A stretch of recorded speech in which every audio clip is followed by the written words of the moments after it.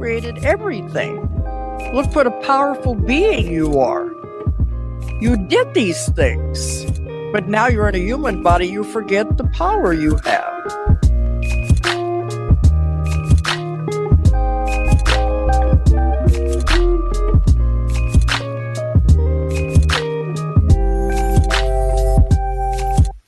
Welcome to Metamystics, where you don't know what you don't know. My name's Jonathan, and today we have a very special guest, Eric Osborne. Welcome to the show, sir. All right. Thank you, Jonathan. Glad to be here.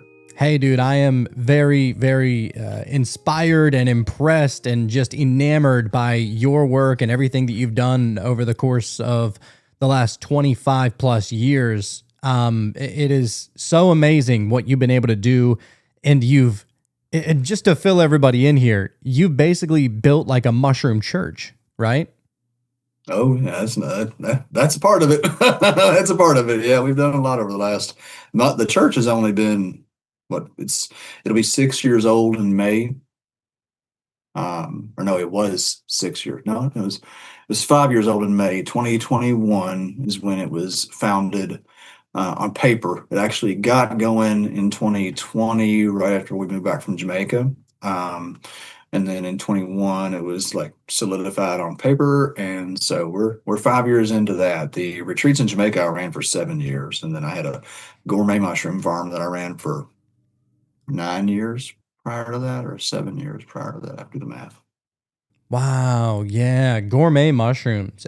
So you probably know a lot about all the different types of mushrooms and especially the mushrooms that are in restaurants and whatnot, right? Yeah, I mean, that's how I got my start in this whole world. And kind of like, psilocybin opened the door to just the world of mushrooms. I was like, oh my God, this is a whole thing. And so I started studying just mushrooms. That was in 99.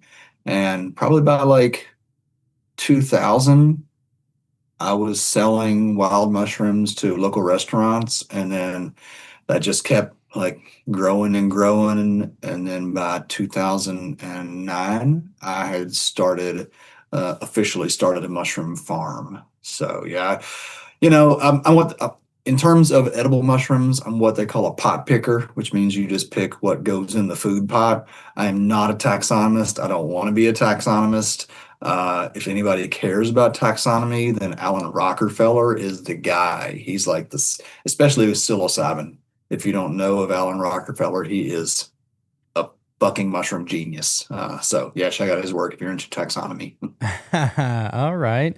I've always been really curious. Have you noticed a difference between, the psilocybin mushrooms that grow in cow shit and the ones that are grown in a lab, like the hydroponics? And is there any difference whatsoever in experience or effect in those, or is it basically the same? Oh yeah. I mean, so, right now in my life, I pretty much only eat wood lovers. There's a species here in Kentucky, Ovoideos acidiata, we call them ovoids.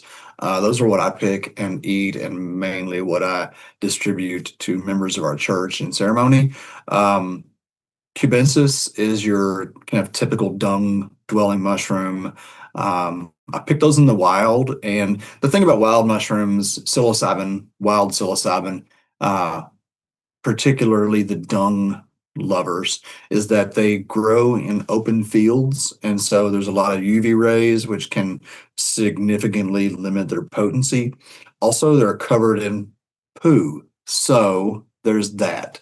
I tend to not eat wild poo-grown mushrooms, though I have, and I'm not knocking it, but if I can eat something a little cleaner, then I'm going to. The indoor cultivated mushrooms, well, with cubensis, there's been so many developments in that cultivar over the years, where there's like my last check, there was over 200 varieties of cubensis strains, right? Like your golden teachers, your B plus, your Hawaiians, your Huatlas, your blah blah blah, your penis envy, all that is some derivation of cubensis. Even enigmas and blobs and some of these weirder things that don't even look like mushrooms are actually mutations of cubensis. And there can be a significant difference in potency, in characteristics. Some of them are more visual, some of them are more kind of emotional. Some of them have more of a body load.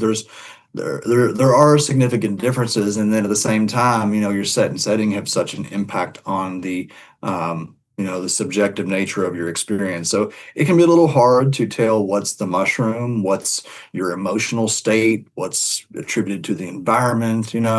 I do generally suggest when it comes to cubensis that people eat cultivated mushrooms because of the bacterial situation and wild harvested. But I pretty much exclusively eat wild psilocybin now myself that are, like I said, these wood lovers. Interesting. I always found it pretty fascinating that, they mainly grow in the morning thanks to like the morning dew, right? Or do they pop up all throughout the day, or does the morning dew have anything to do with it? It definitely does. I mean, mushrooms respond to very small changes in the environment, and that means microclimates, right? So like especially when they're in the developmental stage, I mean, like you don't see a mushroom until it is already, some of them, depending on the species, can be like 5 to 14 days. Like the ovoids that we pick, they take quite a while to go from pinhead to primordia to fully developed. So, like when I'm watching patches out there, I'll see things that are pinning and forming primordia, and I know that they'll be like 7 to 10 days before they're fully developed. It depends a lot on temperature. The thing with the morning dew, what happens in the morning with the dew is that there is this wicking of moisture. So, what mushrooms they love, most of them really appreciate fluctuating humidity. Like they want it to be high humidity, like 80% to 100% humidity, but that fluctuation in humidity does them a lot of good developmentally. And so, the morning dew is that initial, like the cool mornings with that moisture is what signals the initial growth and the pinning of the mushroom. And then as things warm up and that moisture starts to evaporate, then the fruit body will kind of continue to grow and mature. So they are developing all day long, but they just seem to come up with the dew because their initial response, their initial fruiting response is due to that fluctuation in temperature and humidity. Okay, gotcha. It's a science. Oh yeah, there's so much that goes into it. Yeah, the mushrooms, I've always been really curious. I know that there are other plants that give off certain like warnings, and like they have like certain survival tactics. Maybe they give off some kind of poison, like poison ivy, or maybe have thorns in order to protect themselves. Do you think that the mushrooms developed like this psychoactive ingredient inside of them to ward off other people from eating them, or is that something that just naturally occurs in them? I don't think it's to ward off people Yeah, because you're it right. brings us in. Yeah. I mean, there is some evidence, and it's been suggested that one of the evolutionary benefits of psilocybin in particular is as an insect repellent. And I will say that when I have cultivated psilocybin in the wild or outdoors, or even in the wild mushrooms that I harvest, there are very few bugs that get to them, right? Like your oyster mushrooms and chicken of the woods and all that other stuff, bugs love them. It's not necessarily the case with psilocybin. I also think, there's also another vein of thought that says that psilocybin is antibacterial. I personally think it's both. I think that both are true. Um, and I think there's something very interesting and worth exploring that this compound is highly psychoactive and is structurally almost identical to serotonin. So perhaps it is a twofold purpose. Perhaps it is a deterrent for bugs and bacteria, and perhaps it is a draw for humans. Perhaps it deters bugs and bacteria so that it can be preserved for humans. You know, the ovoids that I pick, they will literally dry in situ. So, like, very often, if the conditions are right, I can go find these mushrooms and they'll be dried out in the mulch, and I can still harvest them, clean them, and use them, right?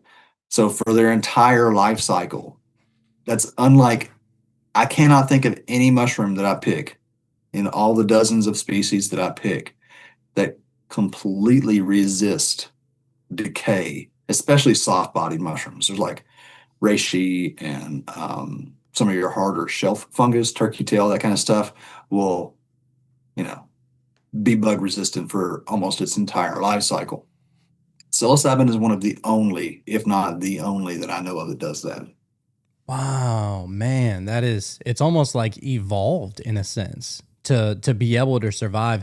Dude, I've heard of some wild theories about, was it, asteroids or aliens or something that brought the mushroom here? Maybe it's native, to Earth, which you could suggest that it probably is, most likely, considering the underground network and how all the plants are able to communicate through the mycelial network. So I don't know. What are your theories on that? Is that just like crazy, psychedelic thinking, or do you think that it's more natural than anything else, really? Well, I mean, even if it does come from outer space, it's still natural. It's kind of how I look at it. The question of whether or not it was, let's say, manufactured or designed is, I think, a very interesting one. I don't have necessarily a conclusion, but form follows function, right? And so, if the mushroom spores are designed like their form survives the vacuum of space, their form survives the radiation of space, right? Then that tells me that's also their function. So if these are vanguard species that are moving through interstellar space to land on, habitable rocks where they can germinate and form mycelium and then become the foundation of soil and other life, then that's still natural. I think it's also as we, so do I need to give a precursor or prelude here? I don't guess so. Part of what psilocybin also does, and this is being evidenced again, it was already very clearly documented in the 40s and 50s before, the drug war burned all of the research. But psilocybin absolutely is documented at facilitating extrasensory perception of ESP. What we're now starting to classify in terms of what Stephen Greer's thing called, what's he got, the CE5. CE5. They also facilitate contact with non-human intelligences. And if that is if that's the form that provides the function, then I do want to at least ask the question, what's the intelligent design behind that? Oh man, let's go. I tell you what, dude, I've had some wild experiences on a lot of psychedelics, but my most wild experience was on mushrooms. Like 100%. Share it. Have you ever shared it here? Oh yeah, plenty of times. I took like a heroic dosage of mushrooms one night, and it was wild. I feel like I really connected to nature. I understood the tree huggers and the hippies. Like, it was all coming so clear to me. And I went to try and go lay down to go to sleep. And you know how hard it is to go to sleep whenever you're tripping balls, especially whenever you take such a high dosage that you're not accustomed to, and I'm already a lightweight with everything that I do. So a heroic dosage is like doubly heroic to me, like that's what it feels like. And I was able to, not that I was able to, You can call it like an alien encounter, a god encounter, an angelic encounter, whatever you want to say. But out of nowhere, I started hearing the trumpets. Like, you hear about like divine trumpets and, you know, trumpets from the angels in heaven or what have you. And I didn't grow up religious. Like, that is not something that I was ever accustomed to. But I heard that there was essentially like this voice. Imagine if a trumpet could talk. That's what it felt like. And it was announcing itself as Elohim, but it was like Elohim, Elohim, and it was the craziest fucking thing. And I knew that I could like talk back with it. Like, I could ask it questions. And all of this, I was curious, like, is this happening outside of my, like, am I hearing this from somewhere, or is it happening within me? That's such a weird thing to think, because, you know, all the thoughts that you ever have, you know that that's coming from inside your mind. You're never going to think that your thought is coming from outside. Right. Oh, so I'm not sure about that. I don't know. I agree with that anyway. I mean, sometimes, at least early on my journey, that's what I always thought anyway. Right. It's the standard kind of operation, right? We think thoughts, but yeah, I've come to think that actually maybe we're receiving thoughts. 100%. Yeah. But I mean, look, to the lay person who has never taken like a crazy dosage like that, it's a fucking trippy experience, right? It's hard to discern, where is this coming from, you know? And so I realized that I was able to ask it questions, and I mean, the deepest questions ever. Like, the questions and answers of that conversation were so deep that I have a hard time remembering what they were. Like, it was on such a deep philosophical, spiritual level that every single time I asked a question, before I was even done asking the question, the answer was already coming to me. Like, I didn't even finish the question. And now I'm not asking these questions out loud. Like, I'm asking them in my mind. So even before they were able to form themselves as questions in my mind, the answer was coming to me, like, before I could even finish it. And it was very profound. And I woke up the next day and I was like, what is this? And I remember saying, like, what was that word that I kept on hearing last night? And it was Elohim. Now, remind you, like, I never heard of even the word Elohim in my life. Like, I never heard of that. And honestly, I thought that it was Elohim, like talking about Norse mythology with Helheim and all the different heims of the, you know, the 9 realms or whatever. But no. And so I looked it up, and Elohim is like, you know, some people say it's angels, some people say it's the collection of gods or God. And I thought, oh my God, like, how is that possible? Like, me, like, I've heard of other people experiencing, you know, like aliens and gods and angels and, you know, experiences with past loved ones and having near-death experiences and all this other fun jazz. I never thought that would ever happen to me. Never, right? Like, it's until it happens to you, it's almost hard to believe whenever somebody else says it, you know? And then it happens and you're like, oh my God, like, these people are not crazy. You know, not that I ever thought that they were crazy. It was just hard to imagine it actually happening, you know? Right. And so, yeah, dude, that was my craziest experience. And, I mean, I'll never forget it. Like, it was just something that imprinted itself upon my consciousness forever. That's a good one. That's a good one.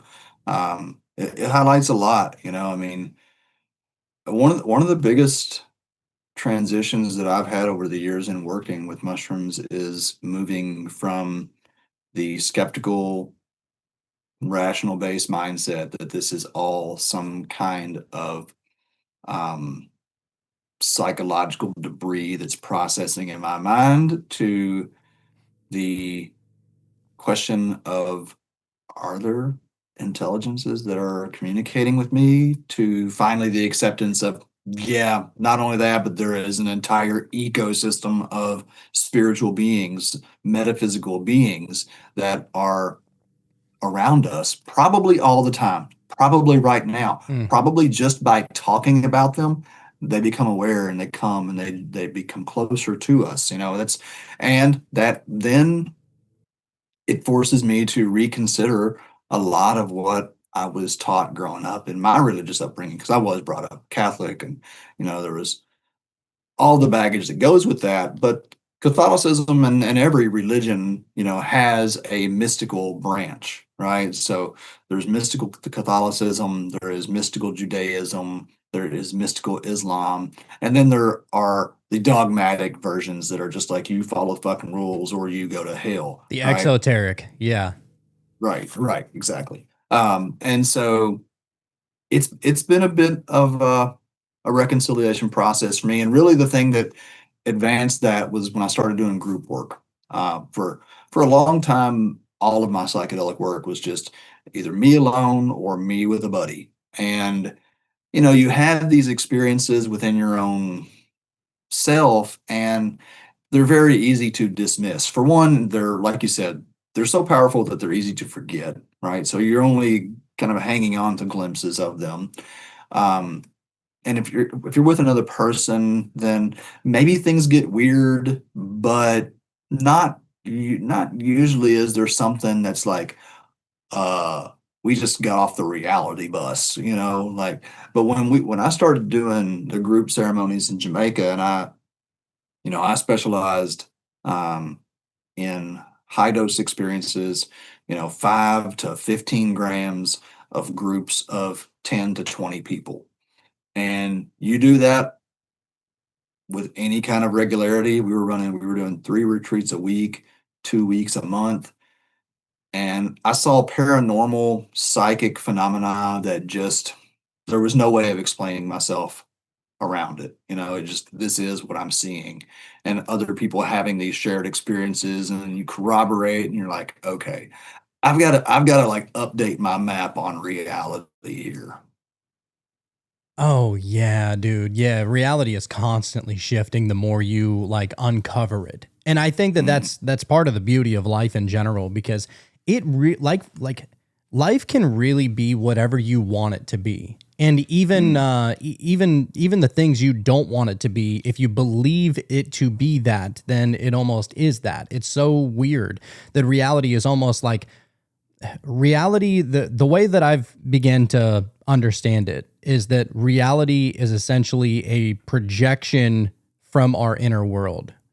mm, And that's a bit of a brain fuck, because now it causes you to, be more aware of the thoughts that you have, and be aware of mm, the thought processes that you have. Otherwise, they'll do what we call manifest in reality, but it's not mm, necessarily even manifesting. It's just projecting from your inner reality, is the way that 100%. I've begun to understand it. Yeah.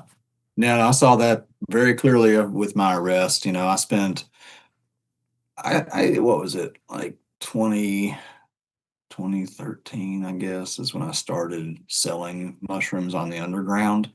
And then in 2015, we were arrested. And I mean, it's hard to not be paranoid when you're, slinging shrooms illegally. And the night that led to our arrest, it was like, as I saw all the things unfolding, I was like, it was like, this is your inner world happening right before your eyes. This is all the shit that you've been worried about.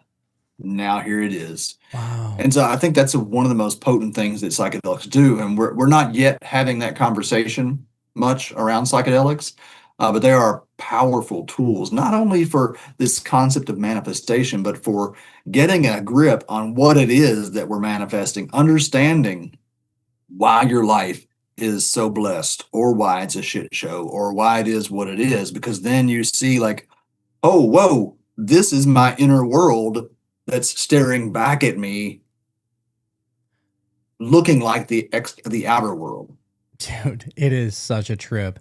And dude, this is literally like what helped inspire this podcast in general, was trying to understand the deeper mysteries of existing. Mm, Like I think that there's too many people that just take somebody else's word for what this reality is mm, without yes, experiencing it themselves. And yes. that is I believe it is such a disservice to whatever you want to call it, yourself or God or the Mhm, universe. Like, mhm, I think that in order to understand the world, like people, they want to understand history, or they want to understand philosophy, they want to understand science, they want to understand Science, right. mathematics and all of this other stuff. The best way to understand the nature of your reality is to go in. And that's exactly what the mushrooms will definitely make you do. Like, there is no escaping that. Amen. I mean, that's the premise of the book that I'm writing right now. I expect to be publishing it in September, mid to late September. It's called The Psychedelic Reformation. And that is the entire premise, is that while the science is great, psychedelic therapy is great, ultimately what this work is all about is your connection with the ineffable, the mystery, and that all of that external deliberating over what it is and what they do, like, that's just fun, but it's kind of mental masturbation.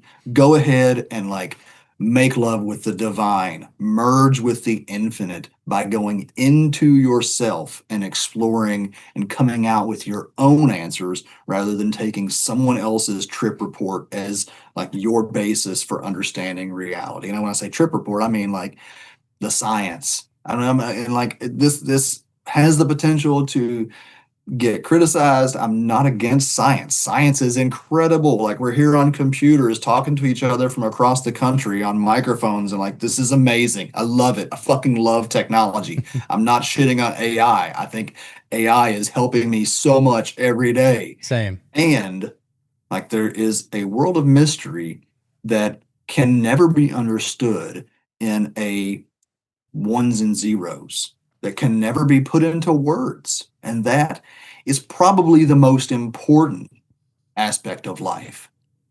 Yes, it is. The ineffable is exactly right. And science, I think that there are people that have almost turned science into religion and say, well, there's only scientific proof that this is that, and almost worshiping it as if God has pronounced it, right?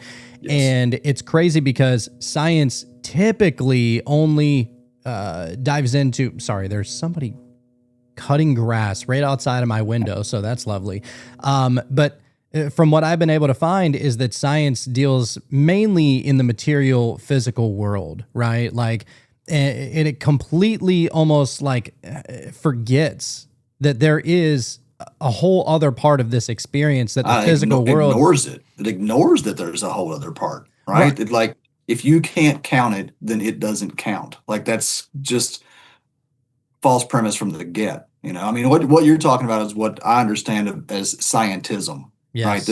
This belief that these slogans, trust the science. Like, no, real science doesn't trust itself. That is what science is. Science is not trying to prove itself right.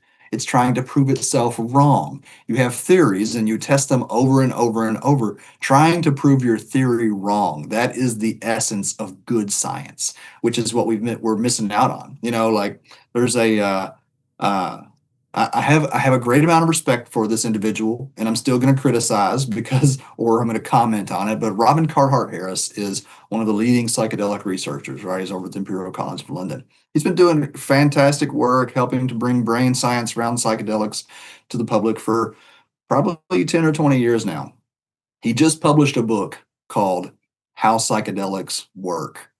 And like, the title itself is like a disservice, because we don't even know how the brain works. And you're going to tell me that we're going to talk about how psychedelics work? I mean, I love the work, but that is a perspective of scientism, that the current science is the be-all, end-all truth. We don't know how psychedelics work. We have a very limited understanding of the thing that they're working on. We actually, beyond that, we think that psychedelics are working on the brain, and that's just part of what they're working on. We have serotonin receptors all over our body. We have this energetic field that is more a part of who we are than our physical body, and that is being impacted by psychedelics. So I love it and I laugh at it all at the same time. Oh, dude, and it's wild. Like, the people who, and I used to have a real hard bone to pick. I still kind of do, with the people that I don't even like to use the word atheistic, because I don't believe in God as a separate entity. Like I believe that it's all one giant thing, and it is itself is experiencing what it's like to be each individual in each blade of grass, each mushroom. That's kind of, my pantheistic view on the nature of reality. But I feel like there are people out there that just don't, like, they just completely dismiss everything that is mystical, everything that is like magical. They call things coincidences instead of synchronicities. They say, oh, well, that was just a one-off kind of thing, and that wasn't really that special, even though a lot of the synchronicities that happen typically in your life are damn near mathematically impossible to happen. Right? I mean, certain things are just, I guess in an infinite universe, all things are possible, but it's the timing that really makes them special. Right. And the timing and the personability. Like when these things happen, and I'm not gonna try to rack my brain through different things. There's so many things that have happened to me that have been hyper specific to me and the circumstance I was in and the timing of it all. And you can look at that and say that it's some kind of pattern recognition or that we're seeing what we want to see. But when there are numerous instances that are just, they're so from out of nowhere. I'll share one real quick that it was one of the most profound I've ever experienced. It popped in my head. So we were sitting in we did a ceremony in Jamaica. We had, I don't know, 15 or 20 people down there. And there was a guy there who his brother had taken his own life. This guy was probably in his late 60s or so. His brother was 10 years younger than him and had just recently taken his own life. And he came to Jamaica because he wanted to kind of process this trauma, right? And so he gets down there, and this guy was a staunch materialist. He was an atheist, no God, no nothing, just ones and zeros. And but his deceased brother's widow, was a very spiritual person. And she used to tell this guy, we'll call him Jerry. I forget what his name was. We'll call him Jerry. She told Jerry that whenever she saw a hummingbird, that she thought it was her ex-husband or her deceased husband coming to visit her. And Jerry was like, bullshit. I know she wants that to be the case, but it's just like, come on. It's just like, you're just wishful thinking here. And so he goes into this his third mushroom ceremony, and he feels like his brother is there with him. Okay. He doesn't say this the day of. We go back into the integration the next day, and we're all sitting in this big cabana, 20 participants and 7 space holders. So there's like 27 people of us there in this big circular cabana. We're all sitting in a circle doing our integration conversation. And he's talking about how, yesterday I felt like my brother was there for a little bit. And I was just like, oh, this is just my memory of him. And so he started talking about it and dismissing it as he was talking about it. As he was talking about it, a hummingbird flew under the cabana, flew right up to his face. And I've never seen this in my entire life, and I'll probably never see it again. This hummingbird flew the entire circle face to face with every fucking person there until it got back to him, and then it flew off. What? Yeah.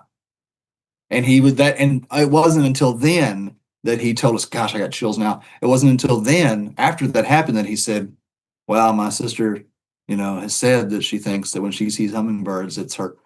And everybody's like, Jerry. And he's like, I don't know. Well, I'm like, oh my God, dude, how much more can it smack you in the face, right? Literally. And then, like, literally.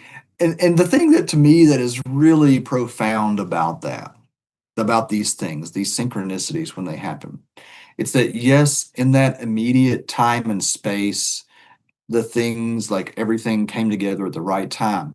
But to even consider for a moment all of the things that had to line up for the past 2 days, 2 weeks, 2 years, 20 years, 200, all the things throughout history that have lined up for that exact moment to happen when it did, is a little overwhelming at times to think about.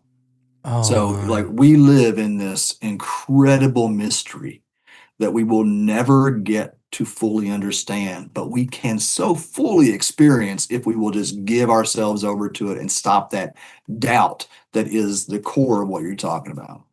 Oh man, what a fascinating story. I love whenever Oh, stuff like that happens, especially to people that think it's all, fugazi, it's not real, right? And then they experience it and it literally causes a entire rewire of their thought process. Like, mhm, all right, that was really strange that happened and it was too personal just to write it right. off and say that it was just a random thing to happen because dude, hummingbirds going around Yeah. in a circle, like, what are the odds of that ever happening, Dude, especially in 27 that people. moment? That is Yeah. insane. Like Dude, we all sat there just like, is this really happening? Looking at each other, just like, what? Yeah. And I've seen so many things like that. I mean, mushrooms just absolutely what this is why I understand them as a sacrament at this point, because they open us up to this other world. There is another world. There are other worlds that are interfacing with ours. And this gift of nature or gift of the gods or however it got to be here is actually an interface for us. oh yeah, yeah. And it's so weird too because it doesn't even seem foreign. It seems like Right. something that we remember but we don't know Yes. how or why we remember Yes. it. Mhm. And that's the thing that really will get you. Like if it is something that has never happened and you've never experienced it, whether here or on the astral plane or as a spirit or whatever, if it's something that you've literally never experienced, then why does it feel that it resonates at such a deep Mm. level and that it causes you to unfold and open up your mind in such a deeper way to in order to help you like understand everything else that's going on around here. Like it causes you some wild thought processes. And I'll give you an example. So this wasn't on psychedelics or anything like that, but I used to have a conspiracy podcast, and I did it for 5 years. It was called, it's still going. It's called the Cult of Conspiracy Podcast, and we talked about a bevy of conspiracies. It was always wild. But my co-host is like basically a fundamentalist Christian. Right. And so it was always interesting to have that back and forth, kind of like the mystical mind versus the Christian, dogmatic mind. And I don't hate on him for it. We would have our battles back and forth. And a lot of times, anytime I started talking about anything spiritual or anything extra dimensional or anything like that, it would either go in one ear and out the other, or it would cause some kind of disturbance. And then I would be called crazy. Right. And so I always tried to prove to him that like there is another layer that is stacked up on top of reality, and some people call them spirits, some people call them ancestors, some people call them gods, some people call them aliens. Maybe it's all. Maybe it's everything. Maybe it's just another realm of consciousness that hasn't descended into the physical plane, right? It could be something like that. And he was just like, I don't know, dude. I don't know. And so there was one time, and he had to go. So he does the night fighting, like dressing up in like knight armor and Okay. swords, and they're Renaissance blunted. fairs and stuff. Yeah, yeah, and but it's like real battering, like it's not the fake stuff. And Oh, dude, it's whoa. wild. I mean Okay. the swords aren't allowed to be sharp. It's more just for the battering, right? Okay. And like All right. like if you fall down, then you're out. It's one of those things to where if you Okay. fall down to your knees, then you're done. So I've not heard of this. All right. dude, it's fucking insane. It is insane, and I love going to those. They're Yeah. awesome, especially whenever they got like the I don't know what they're called. Basically, like big groups will get into this ring together, right? And Wow. and it's like teams. So you're going after the other team, and you're just trying to batter them and beat the ever living shit out of them, like with Wow. with axes and pots and pans and swords and literally. I mean, and you're wearing armor, but you're still feeling the shock of that. Like, Yeah. Yeah. there's something more to it. But so anyway, we were going up to one of his events, and I think that it was up in like South Carolina, I want to say somewhere northern. Well, not that not South Carolina is northern, but it's north from us. We're from Louisiana. So we're getting ready to go up to this event, and the event is going to be held later on in the day, like around 5 or 7 or something like that. And so since it was going to be a long drive, we decided to leave at like 3 or 4 in the morning to make that drive up to South Carolina. And so there's nobody on the road, like around 3 or 4 in the morning, you know, on really any night, you know. And so we decided we were going to leave around that time. So we stopped over at this Circle K gas station, and we hadn't gone to sleep. We were just going to pull an all-nighter, drink some energy drinks, and fucking hustle it out, right? And we went into this Circle K gas station, Circle K or 7-Eleven, something like that. And I was telling him, I was like, dude, I'm telling you, there's this one number that just follows me everywhere. Like everywhere I look, it is the craziest thing. And I've always been, you know, real curious about what the meaning of it was, you know, because, you know, could it just be some kind of pareidolia or my mind remembering patterns and it causes some kind of trigger psychologically or whatever? I've always been I've always tried to understand what all that means. And it's literally followed me around since I was like 14 years old. Like it's crazy. And that number is 922, right? And I've always tried to figure out what the hell that means. And so anyway, I'm telling him about this and he's like, oh yeah, whatever. You know, he don't believe in any of that numerology or any of that, you know, spiritual kind of nonsense, as he would call it. And so I'm telling him about this in this gas station as we're getting ready to get back out on the road. And I'm like, dude, I'm telling you, it's fucking following me everywhere. And I'll tell you, I was like, I told him, I was like, I guarantee you, we will see that number on a license plate, on a billboard, something like that on this trip. I guarantee you, and we'll probably see it multiple times. I told him that. And he was like, okay, well, whatever. He was kind of just dismissing it. And so we get on the road. And, you know, at 3 or 4 in the morning, there's hardly any cars on the road. But there was one car on the road.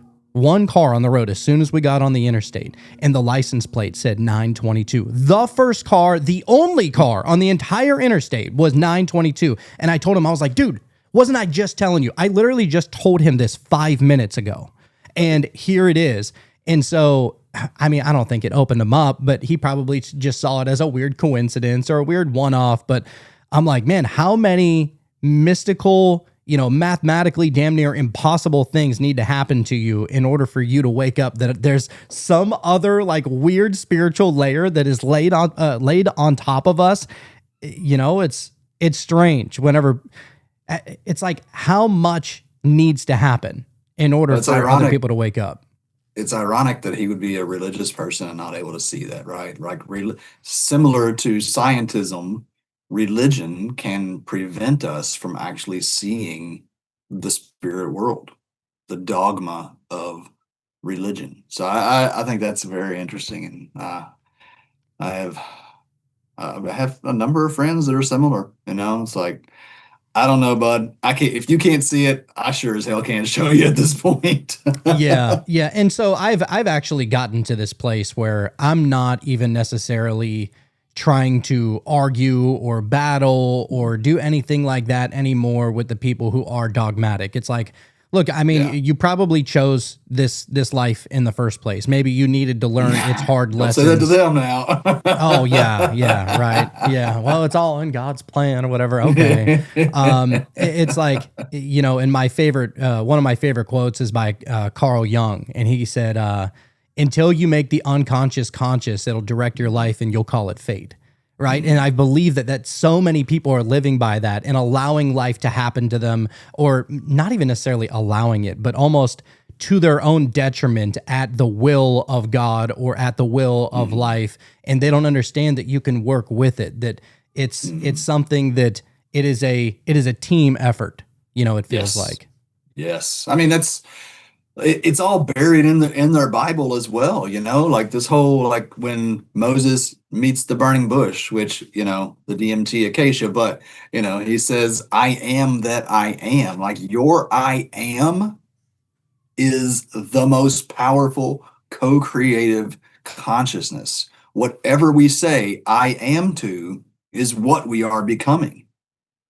It's all right there. So, you know, I've recently been studying Kabbalah because it is this mystical interpretation of the Bible, which For a long time, I just completely abandoned the Bible. I studied it deeply for many years, and then I just completely left it behind. And now I've been revisiting it through this lens. And there's an incredible amount of mysticism that is like hidden in plain sight within popular religion. Oh So yeah. it's fascinating to me how it's how many people can like go to church and show up and go through the motions. Like even like if the story of Jesus isn't a story of mystical, otherworldly, interdimensional stuff, then what else is? Like this dude comes back from the dead and you can put your fingers in his hands or whatever. Like he turns, three fish into 1,000 and all this. Like and so like and then he even says like the things that I can do, you can do even greater. And then yeah, so anyway, I Well, just that's not what he meant. He was just being nice. it was a metaphor. Yeah. Yeah, it's funny. I always love whenever people say that, well, that's a metaphor, but like the building of the ark and two of every animal isn't. It's Right. like the craziest things that Have are you seen metaphor this and which shit are though not. that they're showing this boat in Mount Ararat? There's this they have found this shell of a boat on the mountain that's like they're, they've done the scans of it where you can see like rooms and everything in it. And even that, like, so the deal with that is like that story did not start in the Bible.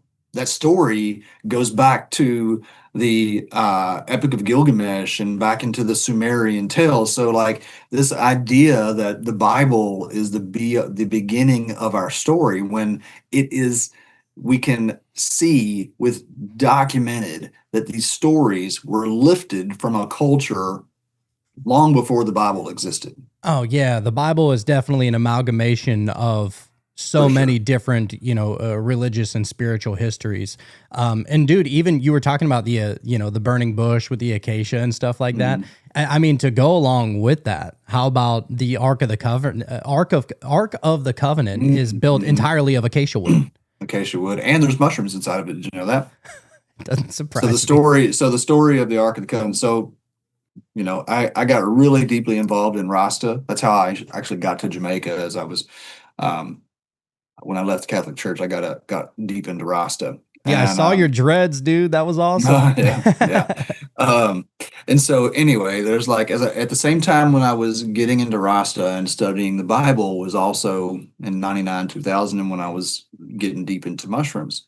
And I remember reading about like all these different herbs and things that were mentioned in the Bible, and I asked this biblical scholar one time because I was so deep in mushrooms. It's like, so if all these plants are in the Bible and mushrooms are obviously really important, like they're an important food source, they're psychedelic, they're medicinal, like I said, where are mushrooms in the Bible? And this person laughed at me, and then so like I don't know, it was right around the same time it's all talking about synchronicity, all having very much in close succession, where I was reading the story in Deuteronomy of the Israelites lost in the wilderness, right? And so they're out in the wilderness, and you even already kind of gave a prelude to this. It says that when they were lost in the wilderness and they're, giving Moses grief for taking them out in the wilderness, and Moses had come from this Egyptian high priest culture. The Egyptian high priests, we know, had knowledge of mushrooms. There's hieroglyphs. It's all, it's depicted there. And so Moses is out in the wilderness with them, and he says, y'all chill out. Tomorrow there will be bread for you to eat. Tonight there'll be quail. Tomorrow there'll be bread. So apparently the story says the quail came down that night, and the next morning they woke up and there were white loaves all around the ground, right?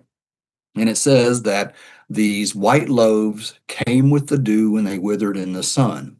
And they were instructed to collect no more than they could eat for the day, except for on the eve of the Sabbath, they could collect enough to consume on the Sabbath.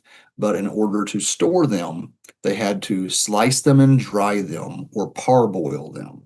And if they did not do that, then they bred worms and stank these loaves of bread. bred worms and stank. Okay, so they came with the dew, they withered in the sun.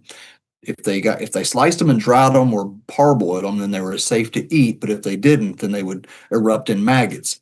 At the same time, I had just started getting into wild mushroom hunting and, Rasta, so I smoke a lot of weed. And so I go out one day and I pick a bunch of mushrooms. I put them on my table. I got like puffball mushrooms and all kinds of mushrooms. Leave them on the table, smoke a big joint, fall asleep on my couch, wake up the next morning, and these mushrooms on my table had erupted in maggots. And I was What? like, oh shit, they bred worms and stank. There are fly eggs inside the mushrooms. And if you don't dry them, if you leave them sitting out at room temperature, they will erupt in maggots. And so come to find out, like puffball mushrooms, puffball mushrooms, the little round, they look like a fucking loaf of bread. They just look like a white loaf of yeast bread. They actually grow in that area. There is a variety of mushroom called the desert truffle that's actually a puffball that grows in the Sinai region, and it's sold in markets over there. And so manna, the word, there's some controversy around this, but from the Bible says they called it manna because they didn't know what it was, right? I thought all along that meant manna meant we don't know what it is. Like supposedly kangaroo in Aborigine means we don't know what the fuck this thing is, right? And so but from what I've come to understand, that the true interpretation is that the word manna is a borrowed word from Syrian culture that means mushroom or fungus. Okay. So Oh, they were instructed to put parts of dried pieces of manna in the Ark of the Covenant to remember when they were saved from the wilderness, right? The only other place where manna is mentioned in the Bible is in Revelation. I mean, there's other places where it's mentioned, but it's always mentioned in reference to that original story. And it says in those reference points, it says that God gave them the food of angels to eat, right? Manna being the food of angels. All around the world, before any colonialism happened, mushrooms were called the food of spirits, the food of angels, the food of gods. Even in Jamaica, they call mushrooms duppy food, which means spirit food. Okay. So there's always been this tradition that mushrooms are food for spirit beings. Okay. And so they called this thing manna. It and then later, so then it talks about this whole like references food of the angels. In Revelation, it comes back and says that basically in the end times that or what we that whole interpretation is fucked up. I don't believe anywhere that we're like that Revelation means the end of the world, right? Revelation means the revealing. to reveal. Apocalypse means the revealing, right? Which is what we're witnessing right now.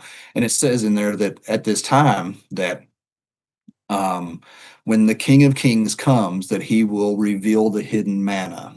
Okay, and there's this whole thing about that as I'm studying Rasta and I'm seeing this, I don't know what you know about Rasta, but like the foundation of Rasta is that there is this Ethiopian emperor, Haile Selassie, which is where the Ark of the Covenant is reported to be stored. Graham Hancock did this whole thing on it. You can go check it out. It's amazing.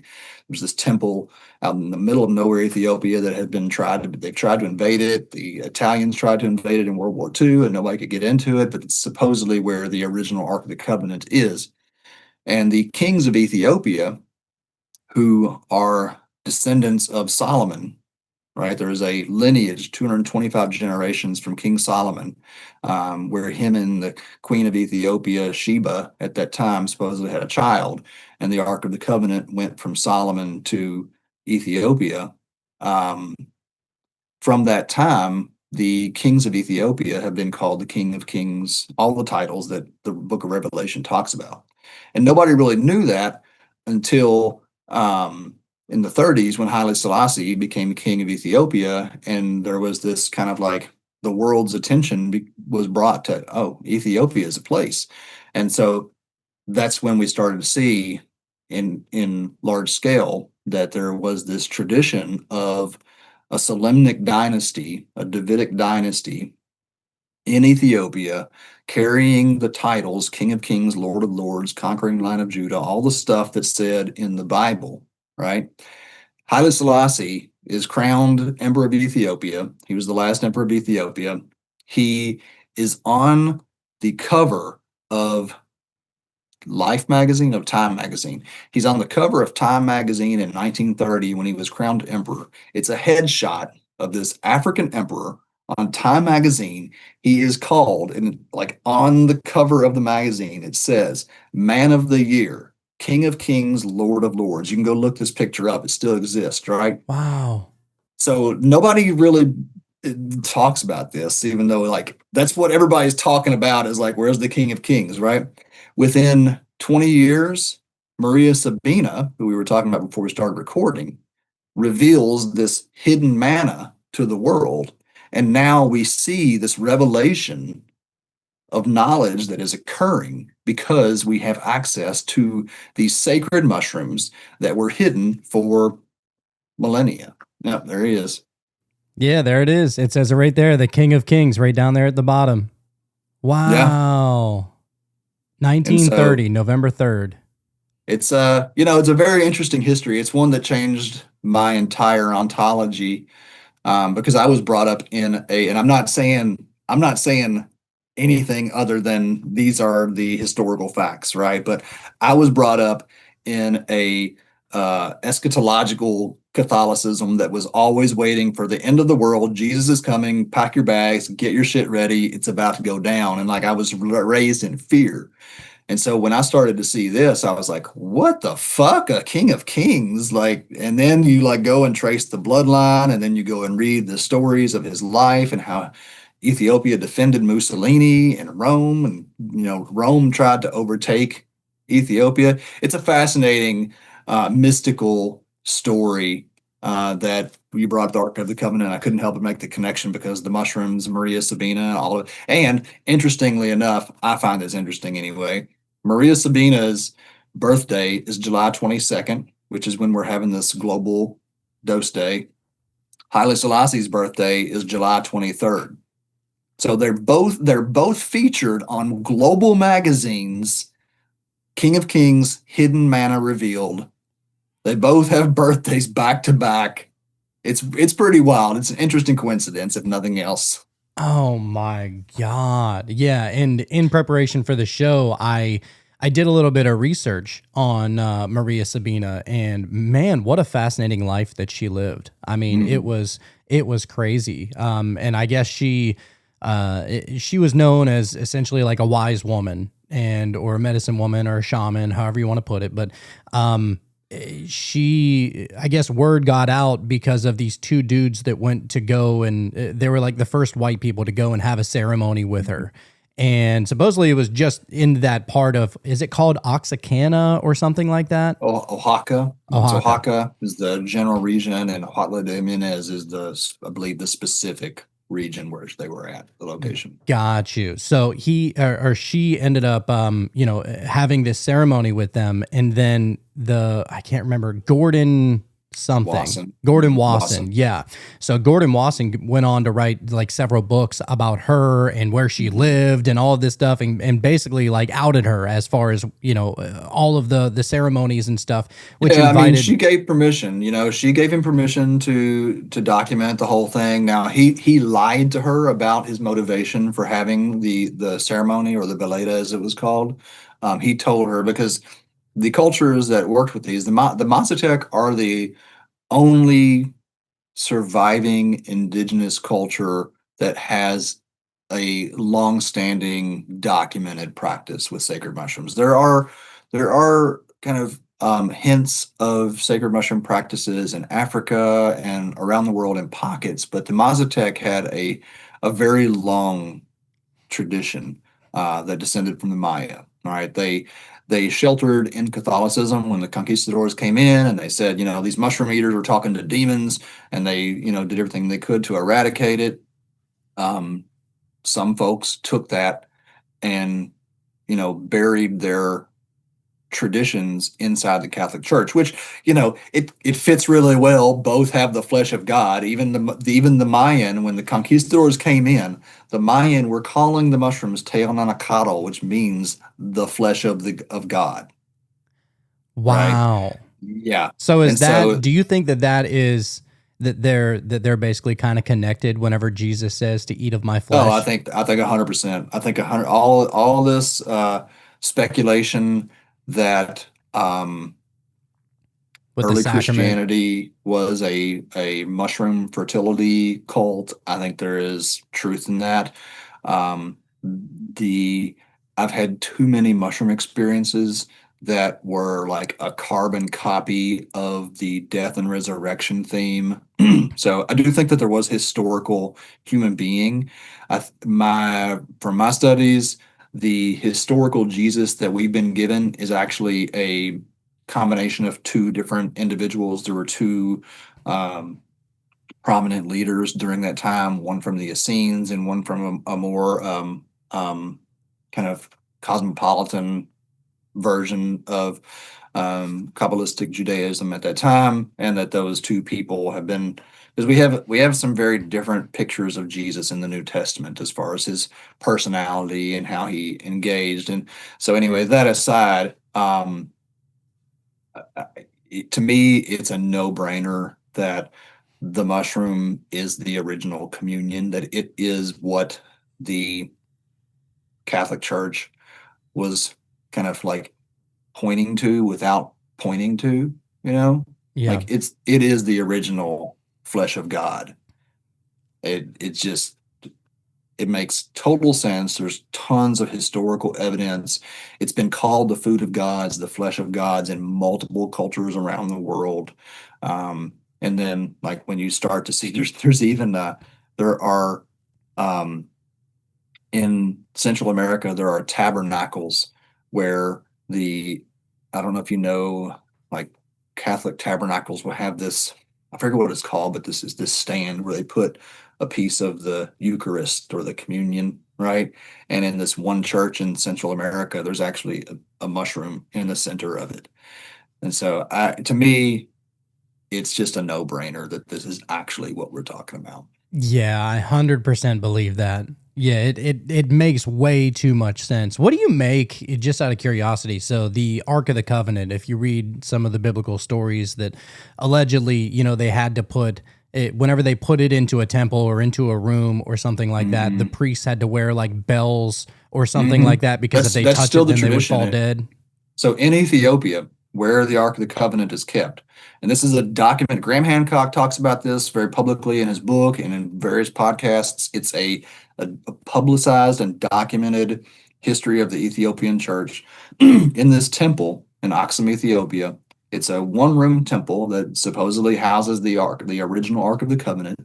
The monk that guards the Ark of the Covenant, he wears bells on his robes, because if you hear the bell, he wears bells and a rope. And if you hear the bells stop, then you're supposed to pull the rope out because he's dead, right? That monk is chosen when he was 7 years old, and his life mission is to live in that room with the Ark of the Covenant. People deliver him, his food is delivered through a little slot, and like it's wild. And so when he dies, another 7-year-old boy, they're always preparing children to be the next guardian. And so you can go look all this up. It's really fascinating. I think the real interesting question is like what's really in there? What's really happening with that? So the tradition in Ethiopia, Haile Selassie, this last king of Ethiopia, he is the one who ordered the building of the most recent or the current temple that the Ark is in. And the reason why is supposedly it was in the basement of St. Mary's Church, which the story is that the church itself was the foundation was starting to crack because of the heat from the Ark of the Covenant, and so they had to move it into its own space because it was going to, like, the church was going to fall down. Between Jerusalem and Ethiopia, there are a number of temporary ark shelters that were built when the ark was being carried from Jerusalem to Ethiopia. There's a whole amazing tradition of so King Solomon. The story is that King Solomon had Queen Sheba come up from Ethiopia, and when she did, he seduced her he had this whole trick. He's like, if you take anything from my house without my permission, then I get to I get to impregnate you. And she's like, of course, why would I steal anything from you? I'm a queen. And so at night, when she's asleep, he goes and or he feeds her a bunch of spicy food, right? And then he puts a glass of water on her bedside table while she's asleep, and she wakes up dry mouth from the spicy food and takes a drink of the water. And he's like, gotcha. And she's like, oh, damn, you're right. And so he knocks her up and he gives her a baby. And he says to her, this is the story, it's in the Kibra Nagast. He says to her, if you have a child from our union, then give him this ring. And when he is a grown man, send him back to me so I can know that I have a son, right? And then our kingdom will grow. And so how many years later, supposedly the story goes, is his son goes back up to Jerusalem wearing this ring and looking just like his dad. And when he gets there, his dad's like, oh my gosh, okay, I got a son. And while he is there in Jerusalem, the high priests of the Ark of the Covenant have a dream that the Ark is to move to Ethiopia. And so they steal it at night, they take it to Ethiopia. There's this whole tradition. There are temporary temples that were built between Jerusalem and Ethiopia that actually illustrate that there was some movement of something that is purported to be the Ark of the Covenant. And then now, you have in Ethiopia this chapel, and there were discovered in the early 1900s, late 1800s, it was discovered that there was this isolated Black Jewish community there that everybody's like, how in the heck did Jews get in Ethiopia, right? They got like the Star of David on everything, and they're very Jewish. And that's the whole story, is that they were descendants of this Solomon and Sheba thing. So it's fascinating. Is that what is actually going on there? I don't know. Is that the Hebrew Israelites? Is that the Hebrew Israelites? So yeah, I keep on seeing videos of people saying that we're the original Hebrew Israelites, and it's like a big. That was from a supposedly a split. From what I understand now, I'm not a scholar on this, but from what I understand, that was from the split between Judea and Israel somewhere at a different point in time. These Ethiopian Jews were called the Falashas. If you look that word up, Falasha, you'll come across like people were just like, how did this happen? And then they found this book that's in the Ethiopian Bible called the Kibra. It's not the Bible, it's a separate book that's in the Ethiopian tradition called the Kibra Nagast, which means the glory of the kings. And it is their story of how Ethiopia got Jewish people and became in possession of the Ark of the Covenant. Yeah, here you go. The secret Jews of Ethiopia. How about that? Wow. Yeah, you see Star of David, and yeah, everybody's like, what? That's wild. Oh my God, dude. There's just so much history we just don't know. I've never heard that before. So much. But yeah, what is if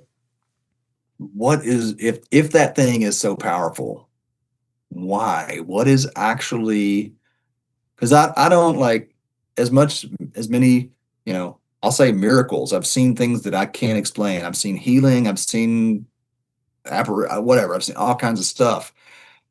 But I believe that there's always some kind of grounded explanation. Like we may not get to that understanding, but there is something there. And so like I have sat with that a lot. What is it that is actually the power in that thing?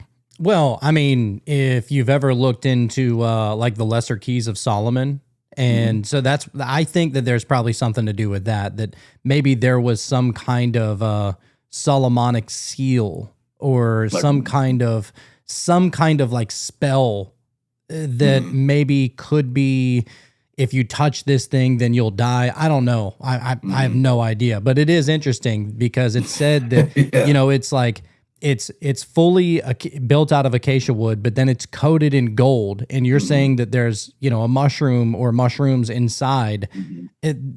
I don't see how touching any of that would cause death. No, there's supposedly there is some pieces of the manna that they ate in the wilderness. There is There was a staff that apparently David was given, and it was a staff that flowered, and that's how they knew he was supposed to be the king. And there was something else I think that was supposedly in the Ark of the Covenant. Oh, the Ten Commandments, right? Those are the three things, to my understanding, that were supposedly physical objects stored inside of it. So, yeah, I think that the whole, notion of spellbinding or imputing some kind of power within the physical object is, the story, what they say is that it's the throne of God on earth. Like, I don't know, I don't know how to even think about that, because it's just like, I don't perceive God as having a throne, and then like how, so anyway, there are some things that will just remain a mystery. Yeah, I'm okay with leaving it up to mystery. I try not to be so sure about everything or anything for that matter, because whenever you're sure about something, you're saying that it's definitely not this. And I'm like, You're right. all right, I'm just going to say, I don't know. That's like one of Yeah. the smartest things you can say is, I don't know, Yes. But yeah, as far as, just to get back on Maria Sabina, I thought that, it was so interesting. I heard a poem by her, and her like most famous poem. I got it typed out right here, but she said, "Cure yourself with the light of the sun and the rays of the moon, with the sound of the river and the waterfall, with the swaying of the sea and the fluttering of birds. Heal yourself with mint, with neem and eucalyptus. Sweeten yourself with lavender, rosemary, and chamomile. Hug yourself with the cocoa bean and a touch of cinnamon. Put love in tea instead of sugar, and take it looking at the stars. Heal yourself with the kisses that the wind gives you and the hugs of the rain. Get strong with bare feet on the ground and with everything that is born from it. Get smarter every day by listening to your intuition, looking at the world with the eye of your forehead. Jump, dance, sing so that you live happier. Heal yourself with beautiful love, and always remember, you are the medicine."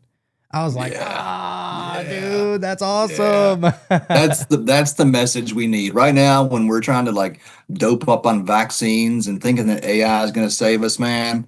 That's the message this world needs, in my opinion. Yes, there's no doubt about it. And that's what, that's what a mushroom experience, it'll lend you like this kind of light shining on your own intuition that helps you remember things and know things. And this to me is like, if she would have never taken the mushroom, like I feel like a poem like this would probably be pretty hard to just come up with, but it's magic, dude. It's totally magic. And I hate whenever people are just like, oh, it's just psychedelics, it's just hallucinations. It's like, you can probably say that just about every religion and every, spirituality was built off of some form of psychedelic, right? And ecstatic state, if nothing else, but probably psychedelics. Yeah. And it could be your own DMT, right? Endogenous DMT. Yeah. It could just be that simple. And so, but a lot of these things are tapped into because of like by going into a trance state, which it is pretty interesting because I was looking up a little bit. Where was it? I forgot where it was now. Oh, here we go. So serotonin in general is a pretty fascinating chemical that everybody has anyway, right? But it says it's a vital monoamine neurotransmitter and hormone. And it's primarily synthesized in the gut, about 95%, and the brain from the amino acid tryptophan. It acts as a chemical messenger throughout the body, regulating mood, sleep, appetite, digestion, and bone health. Literally, like you can't live without serotonin. Like it's extremely vital, right?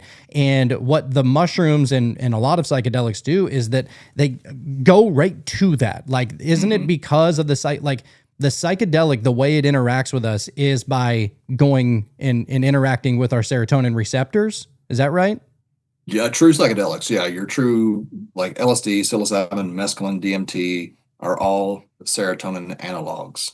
So yeah, they that alone it's profound to think about. Especially DMT. DMT is in so much. It's in so many different plants. It's in our own bodies, right? And so that there are neurochemicals. There are consciousness molecules, is how I like molecules of consciousness in the mushroom, in plants. Why? Consciousness is primary. Consciousness is exploring itself through itself. I think it's beautiful. I think it's beautiful. And I think that poem, I love that you read that poem. That's why we're doing this Global Dose Day. We want to just bring awareness to the origin of where this work came from. There is so much potential right now for it to be subsumed by medical models. And like, there's nothing wrong with medical application of psilocybin. There's nothing wrong with therapeutic application. I've seen enormous healing come about. And that is the lowest hanging fruit of the tree. Of course, like I worked with this physician one time. Got out of his mushroom session. He sat up after like 6 hours. He's like, of course these things cure depression. I just talked to God for 6 hours. Like, that's what we're talking about here, right? And so Maria Sabina's message has really been lost. It's really been lost. And I know that there are people who criticize me as being this white guy that's trying to do a global holiday for Maria Sabina. And I got people online saying, oh, what do you think Maria Sabina would say? I don't really know what Maria Sabina would say, but what I say is that we need to give her some awareness. We need to remember that this is where this work comes from. It doesn't come from a laboratory. It doesn't come from Compass Pathways. It doesn't come from Paul Stamets. It doesn't come from Eric Osborne. It doesn't even come from Maria Sabina, right? It comes from the mystery of creation. Some of the oldest cave paintings depict psilocybin mushrooms.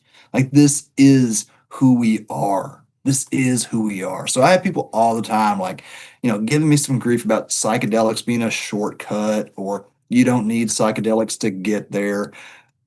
Good luck. Okay, good luck. Maybe you can go sit in an ashram or in a cave for 15 years and have moments of insight. I'm so thankful that I can have a devoted practice that's really actually fucking hard. Like, I've been working with these mushrooms for 27 years and they've kicked my ass innumerable times.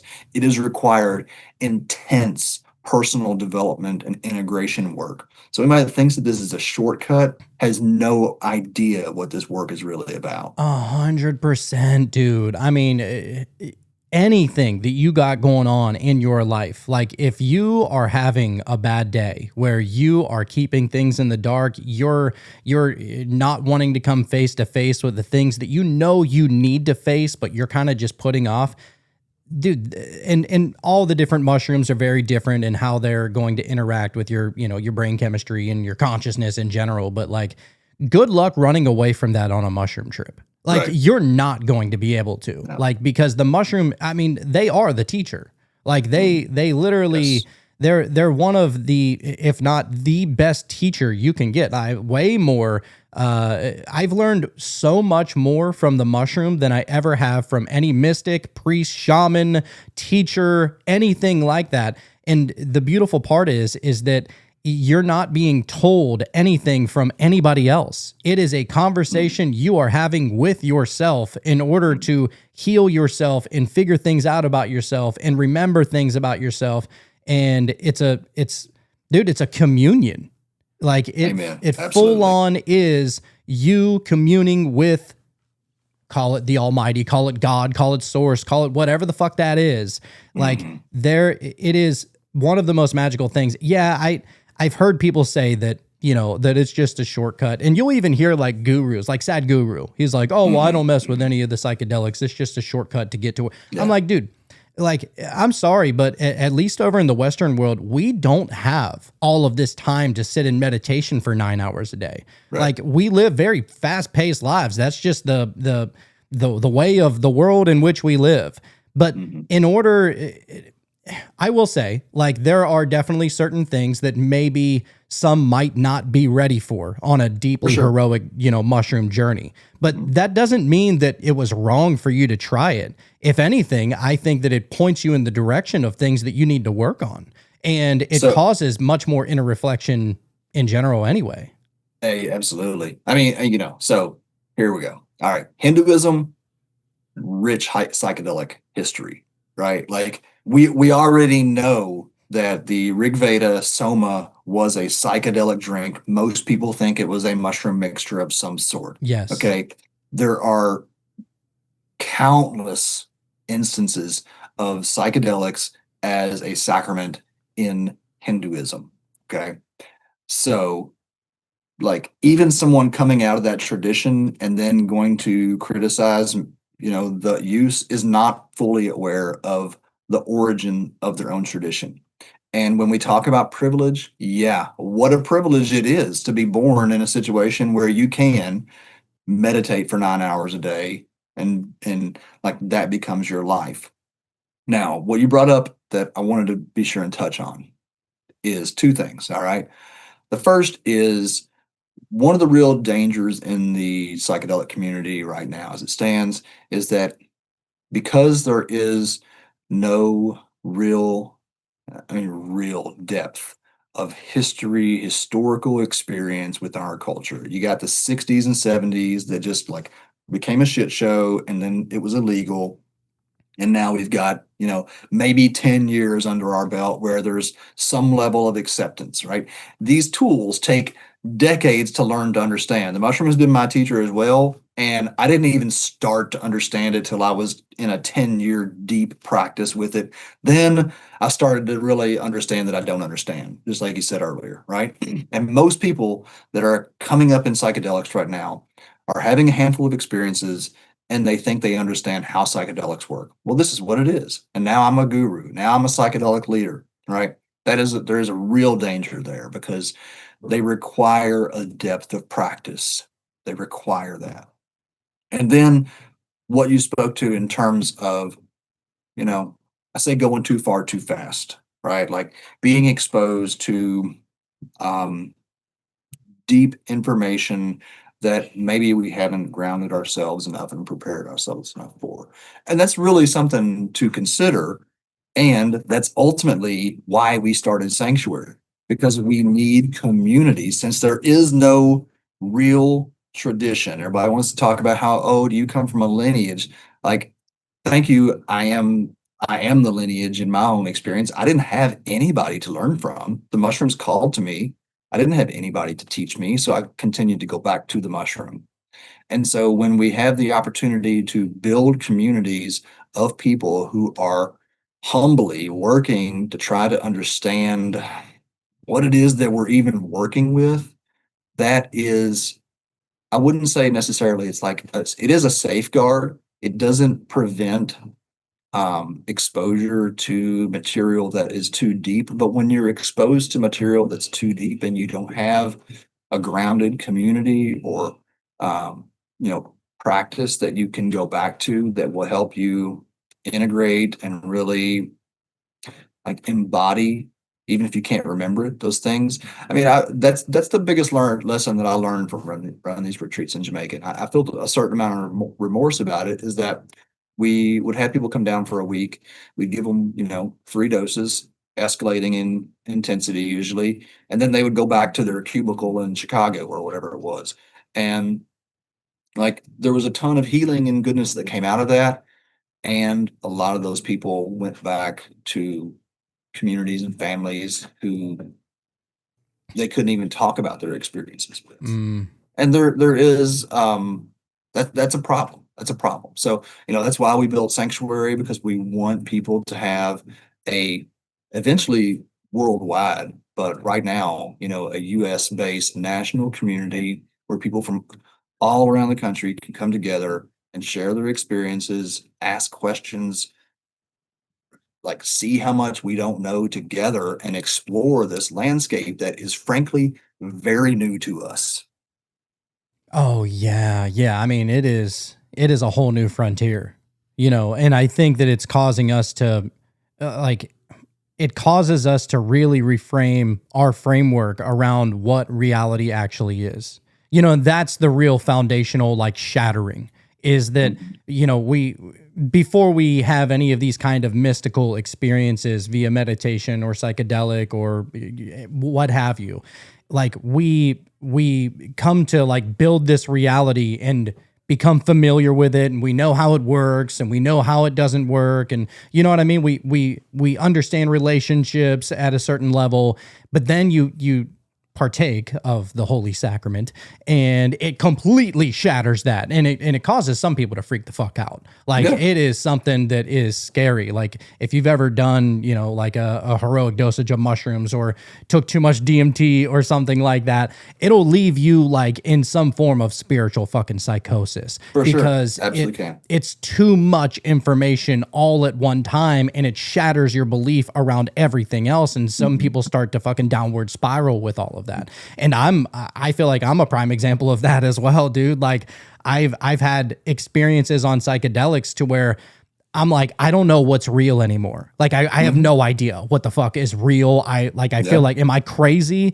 Because then you'll start to talk about it to your peers and to your family members and stuff like that. And they'll be like, dude, I think that you just took too many mushrooms one time. Right. Or I'm like, dude, I'm telling you, like, these experiences are more real than reality. Like, more real than reality. And, you know, it's not like a euphemism saying that. Like, it's a literal, there is another world in which we're completely unaware of if you're basing your truth about the nature of reality in fundamentalism. Like, it is so far removed. And I think that that is a great teacher, because it will cause you, like, at a very quick pace, and to rethink everything. And it can really, like I said, it can really, you know, shake the foundation of which you built your reality and your senses and everything else on. But it can be a lot. And that's why the integration process, I believe, like, is the most important part. Like, the psychedelic, you know, and going on the journey and everything like that, it's amazing. But it's the integration about what you do with that information after that trip, right? Like, and that's why, dude, I haven't tripped since October or November or something like that. It's been a while, because my last one was like crazy. Like, it really fucking, like, it broke me, dude. But it's because, and I'm not like scared to try it. For a while, I was really scared to try another psychedelic or anything like that for a while. But I'm not scared of it anymore, because I've taken the time to integrate the quote unquote bad trip. Right. And the bad trips, you know, they say that those are the better teachers. You're going to learn way more from a bad trip than you're ever going to learn from a good trip. A good trip will cause you to be curious. You know, a bad trip will cause you to become extremely introspective. In my experience, anyway. Yeah, man. Bad trips are the best teachers. That's a adage for me, for sure. And I just, you know, I think sometimes I forget how privileged I've been, to be able to help so many people feel normal, feel okay in their experiences. You know, help people take those difficult, bad experiences and turn them into something good. I've been so privileged with this work. I'm so grateful for it. And so, like, when I hear that, it really, like, there's like this pain in my heart that there are so many people that are having these experiences and don't have a community. They don't have a place where they can be heard and feel okay. Because that's the first step in turning a bad trip good, is like, is just being heard and hearing, like, no, your experience was valid. It was real. It means something. And, like, let's take some time to explore that together. Oh, dude. And now, you being somebody who's helped administer over 4,000 plus doses of psilocybin professionally, like, that has got to be one of the craziest things. Like, shamans in general. Do you consider yourself a shaman? No, I think that word been misappropriated. I mean, I think that we will eventually understand through, um, you know, quantum sciences, that we're all quote unquote shamans, that we're all manifesting all the time. You know, I do have an experiential belief that these the awareness that is brought on by these tools can help us understand how to use our faculties in different ways. Qigong is a practice that has taught that to me. If you ever look up Qigong healing, there are people who use their electromagnetic field to balance and modify the electromagnetic field of others. And I think we'll eventually find that that's ultimately, and like that's one of the things that quote shaman were doing. There is, I mean, I do like I have had, lots of communications with other beings. So I do consider myself, an access point, I guess at times I can be. Um, but I struggle with the titles that get adopted and denote some level of authority. I'm just a guy that like has eaten a lot of mushrooms and helps other people work through their mushroom experiences. Oh yeah, dude. I appreciate your humbleness on that as well, because I do think that does get thrown around, and maybe it's not even fully understood.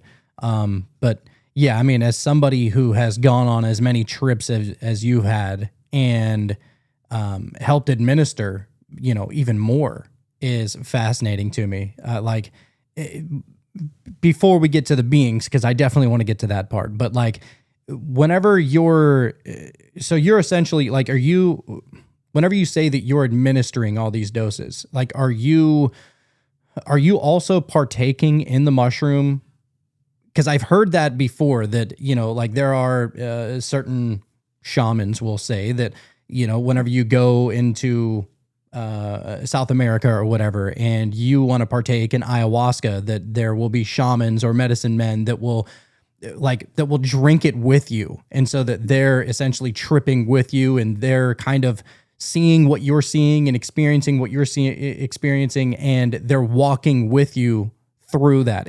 And I don't even know if I fully understand that. Like, I could be misunderstanding how that works, but like, No, that's 100% true. I mean, there are also instances where the healer or the facility, whatever you want to call those people, um, are the only ones who take the psychedelic, like where they take the mushroom, the person that they're helping doesn't, and then they diagnose the person's illness and help.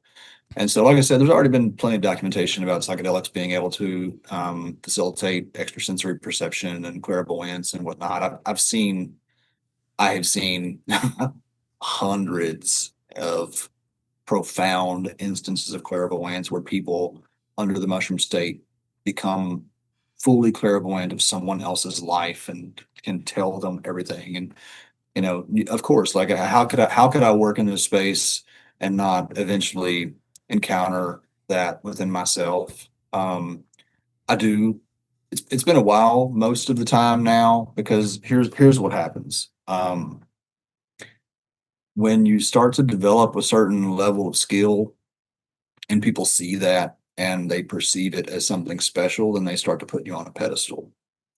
They start to think that you're special, and I'm not special. I'm just so if there are individuals who legitimately would benefit from my support in that way, then I will do that. But moreover, most people um, are fully capable of caring for themselves. And what I really try to do is just be a mentor to help people learn how to work with the sacrament so that they can use it as a tool for themselves.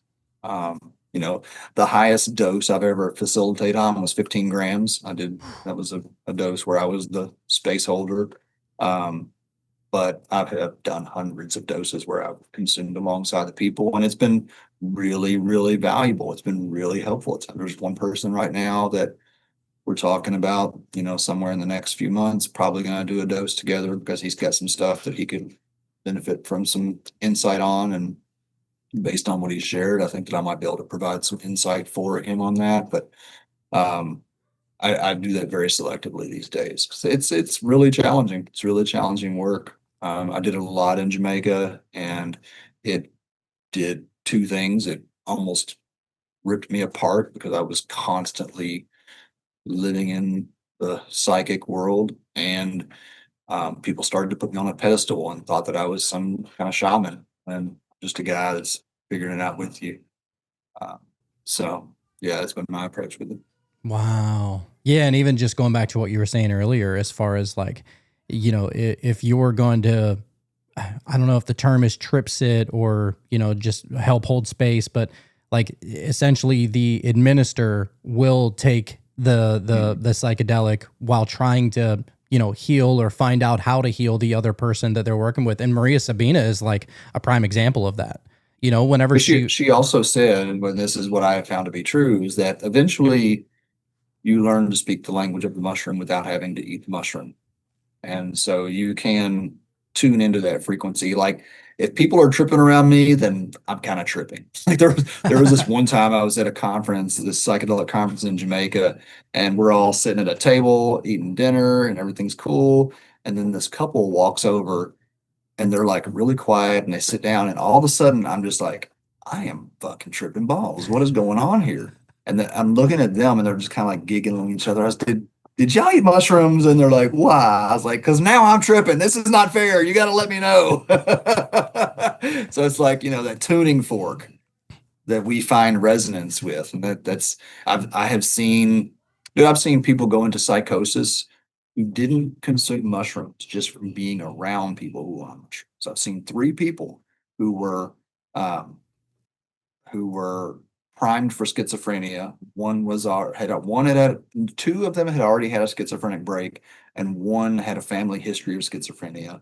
And all three of these people, just by being around people in ceremony who were on mushrooms, ended up having a schizophrenic break. One of them was the most fucking insane. Like it would take me 30 minutes to tell this story, but it was the most insane karmic retribution that I have ever witnessed that was like decades in the making. And it was the outcome of this person having a schizophrenic break just by being on site with people who were eating mushrooms. wow. I did not know that that was a thing. Yeah, but it does make sense as far as the resonance goes. You know, damn, there's just so much we don't know about this stuff, but it's definitely worth being explored. And I think that the idea that it was ever illegal in the first place is stupid. Like it's, I don't know. I mean, I think this is a big part of why they were illegal, right? There is knowledge, there is historical, even government knowledge. I mean, that's one of the reasons that Gordon Wasson, when he went to Maria Sabina's the second or third time, he did not know it apparently, but there was an undercover CIA agent who went down with him in the hopes of understanding how these mushrooms were used for mind reading, prophecy, clairvoyance, etc. oh, that does make sense. Oh, okay. Yeah. And it does seem that there for sure has been government, poking and prodding in order to try and take advantage of it and stuff like that. That was really the whole idea around the psychedelic revolution back in the 60s and 70s with LSD and stuff like that, which is pretty interesting. One thing pertaining to that, which I thought was pretty wild, is that if it wasn't, and I could be wrong, but if it wasn't for Maria Sabina and what is the name of the guy? Gordon Wasson and the other guy, then maybe Albert Hoffman would have never been able to create the LSD element. So they brought back samples of psilocybin to Hoffman. Now, LSD had been formulated prior to any knowledge of psilocybin. LSD has a really interesting history. Book somewhere called, what's it called? Acid Trip. It's a really good book about the history of LSD.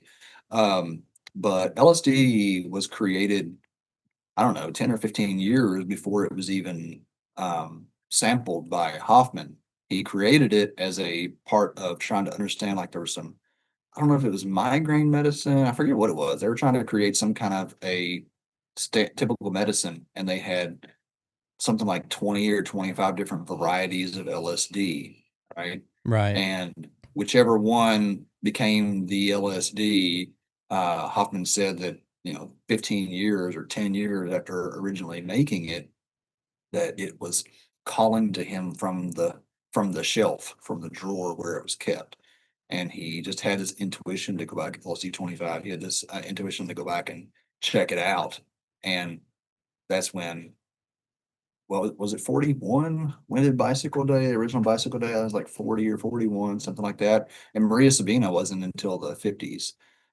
So LSD came first, and then Hoffman, who had this pharmacological experience with psychedelics, was brought in to synthesize psilocybin. Wow. You know, I've always been pretty scared to try LSD. Like, Oh yeah, I can't wait for my next LSD trip. I've been like, when's it coming? It's time. It's time. I'm trying to, maybe the fall. I'm thinking I can get one in. what's the difference in your experience between the experience of psilocybin and the experience of LSD?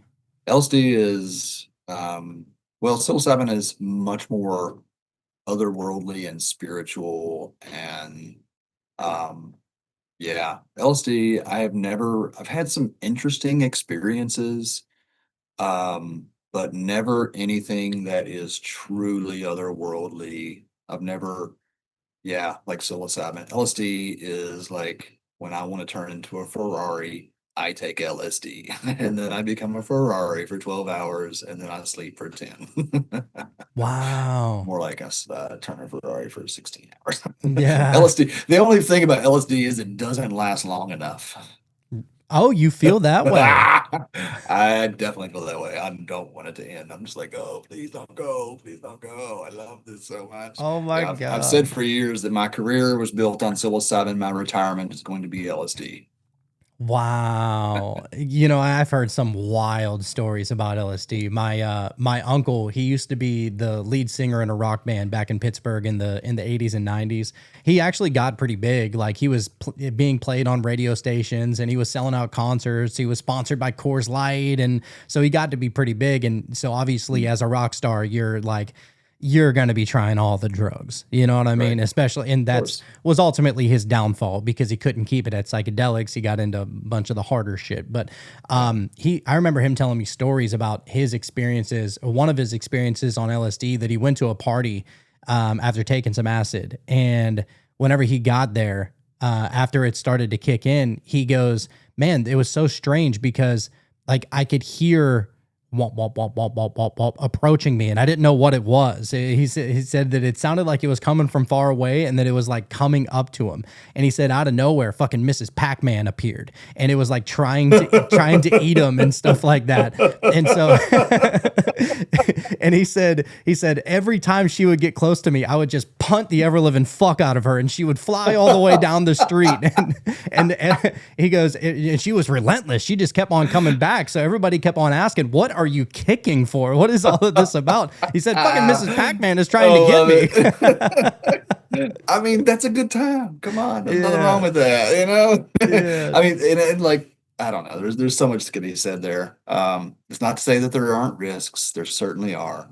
But one of the things that I find with psychedelics is like they're a training ground for consciousness. And so the most important thing for me, and we can use this to kind of bridge into the entities. And just as I am going to need to bounce here at 3. I realize I got some things I got to take care of. Yeah, that's cool, man. 4 o'clock. This is an awesome conversation, though. One of the things that I have found about psychedelics and just like existence, beings, because I have now come to understand. All right, so there's another world that's interfaced with this one. There are entities. I get as an entity, I get to claim my sovereignty as well. I get to claim this is my space. You don't come in it, right? And that is an important lesson that can and should be learned through psychedelic work, right? It's like that Gandalf, you shall not pass. We have that authority. There was a time when it first really started fucking with my head. Years ago, I had this um I had this female. Do you know the crone, the archetype of the crone? Oh yeah, It's the like the witch yield. I had this like maiden mother crone. Yeah. Yeah, I had this crone that would come into me. And this other old, I used to trip with this old guy. He looked like Gandalf. I call him Gandalf in my head. He would tell me a couple of times, like, man, I've seen you turn into this woman. And I was like, really? Because I felt like I turned into a woman. He's like, yeah, dude, you turned into this old woman. It was kind of creepy. And I was like, yeah, it felt kind of creepy. That's weird. And so it happened and it happened, and it didn't always happen, but it would happen sometimes. And then one time it happened. It was happening. And I had already decided, like, I'm not cool with this. If there is a disincarnate entity that's like doesn't have a body, I'm not cool with it using mine. I'm just not. I don't know you. I'm not cool with that. And so I had just thought like it was just like this like psychological expression, that it was not something that was invading my space, until he started saying, dude, I saw you. And he was a super visual tripper. It's like, I'm seeing you turn into this old lady, and it's fucking weird.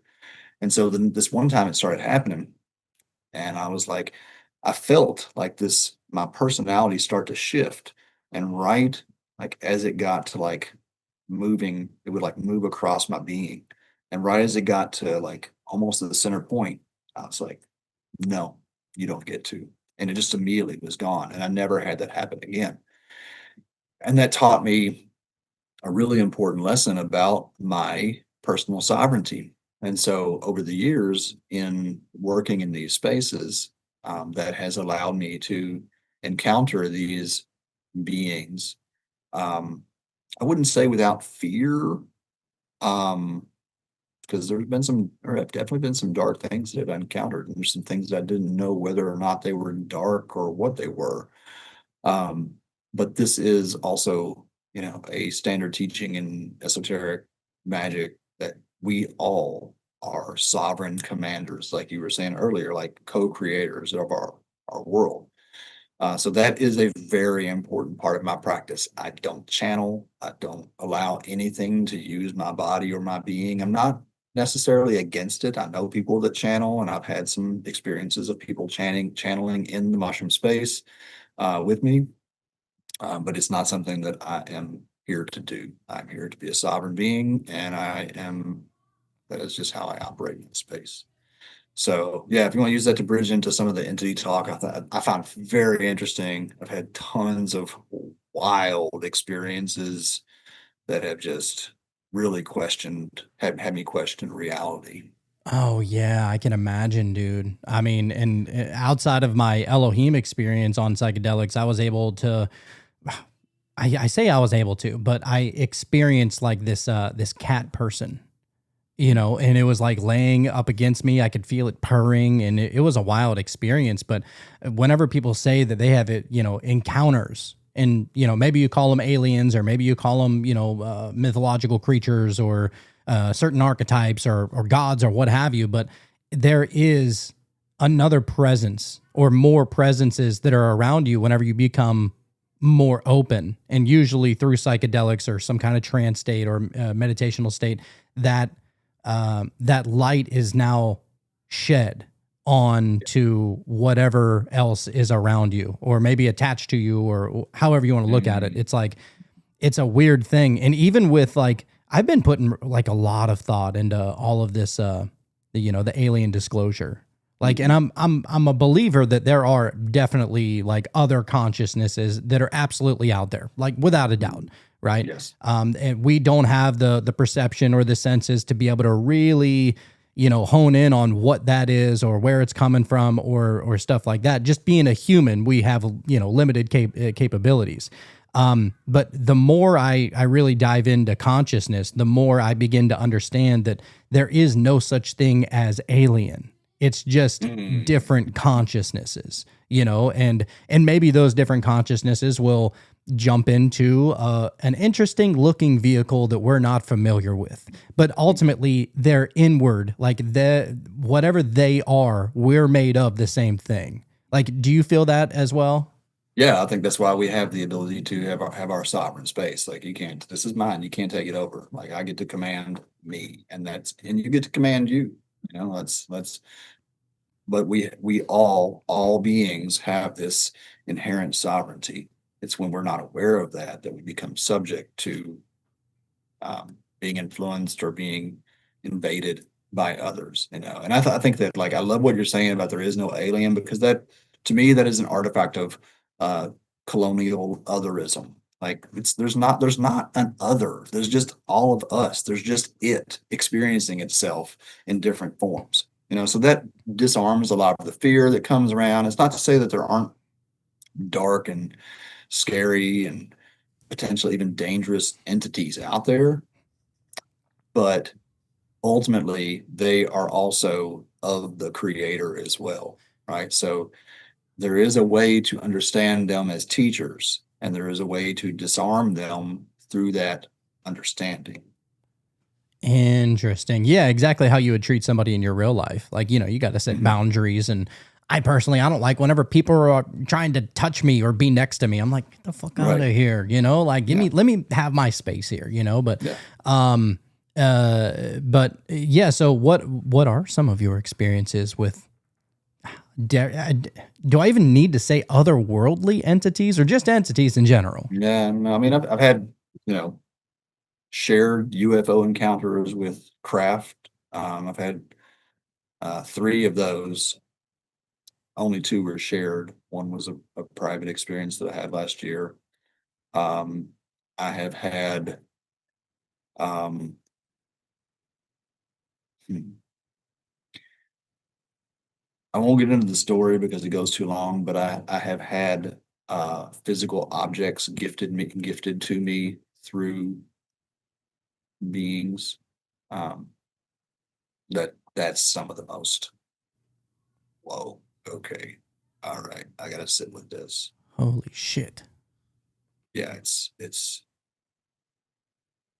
something interesting there. Um, one of the most initially rattling, and it took me several years to understand. There was an individual who, over his three doses, and I dosed with this because I needed to understand what was going on as best I could because it was intimidating for everybody. The first dose I didn't dose, and then after that I was like, yeah, I need to eat some mushrooms, understand what's going on here. And this guy would like he would go back and forth in his experience, like flip flop, turning from like this crotchety old man to a this growling, snarling bear. And every time he would dose, he came to me because he said that he went to ayahuasca retreat and this thing happened, and the people were like, "Yeah, we can't deal with you, bro." And I was like, I'll try. Let's see what's up." And so he comes down, and this first experience happens on 3 grams. And I was like, okay, that's weird. I need to eat some mushrooms and sit with this too. So the next time we ate mushrooms, and it got weirder, and this bear thing started to get verbal, like very slowly started to get words. And then it, like on the third dose, it was freaking everybody out. It was pouring rain. So we were all under this little cabana tripping together. And and he was like growling and saying all this stuff, and it was like really freaking people out. And I could feel that there was something, like he was saying, I am a god who has returned to earth to bring healing and to bring balance and protect the feminine and all this stuff. And I was just like, what is this? But it was like freaking other people out. And so he would do all this stuff with his eyes closed the whole time. He would have his eyes closed. And like when I'm holding space, I'm always walking barefoot so I can be silent. And so there was one point I was walking by him when he was in bear mode, and he just like sits up. It's like at the peak of it. I'm tripping balls. I'm just like, fucking, it's so intense. And everybody is just like, fucking, they're like, what is going on? And I'm just like, cool. We're all good. We're all good. And I'm walking, kind of pacing around him, trying to keep like a boundary from people so they feel protected or whatever. And he like sits up and he turns with his eyes closed and he faces me, like I'm to his left. And he turns and faces me. He goes, I was like, yes. He goes, you are known here. And I was just like, you hang around long enough, you bound to make a few friends. And and then that was it. But like that to me, I was like, when that happened, I was like, what the fuck? There are beings that are watching me. I have a reputation in the spirit world. Is that what this means? And then later, years later, I never knew what to make of it. I mean, I understood it to be benevolent eventually. And I just actually had a ceremony that recently that helped to integrate this. But years later, I was home back here in the States and I was watching this YouTube channel of this father and son who were poltergeist experts, and like the CIA, FBI, whenever there's like poltergeists, they call them in to come help assess the case and whatnot. They've had like some wild stories. And he was telling this story of, because they were asking like, well, do you ever encounter like good beings or whatever? He's like, yeah, one time we encountered this um this person who seemed to be possessed by, it called itself a bear god. And it said it was like here to bring healing and restore balance and protect the feminine. And I was like, what? That's exactly, that describes exactly what I was experiencing there, right? And then about 2 months ago, we were in ceremony, and this woman has this statue of a bear standing behind a woman. And I was like, what is that bear? And she's like, oh, that's the Norse, I think it was Norse god. Um, I forgot, it's not Artemis, it's something like that. But it is this spirit that is a bear god that protects the feminine. And when I saw that, I was like, that's I think that's what I encountered. I think that's what. And I have also had um, the most compelling, and the thing that I feel most compelled to talk about anymore these days around this is the first time it happened.